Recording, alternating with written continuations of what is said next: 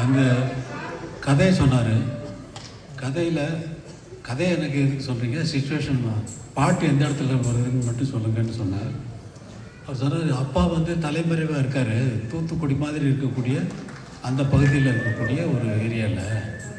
போலீஸுக்கு தலைமறைவாக இருக்கிறப்போ பையன் வந்து அவருக்கு சாப்பாடு எடுத்துகிட்டு போகிறான்.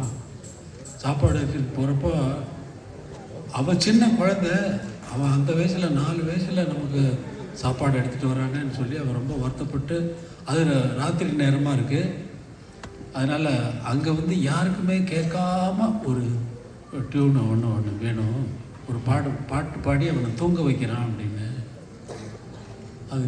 அதுக்கு நான் போட்டேன்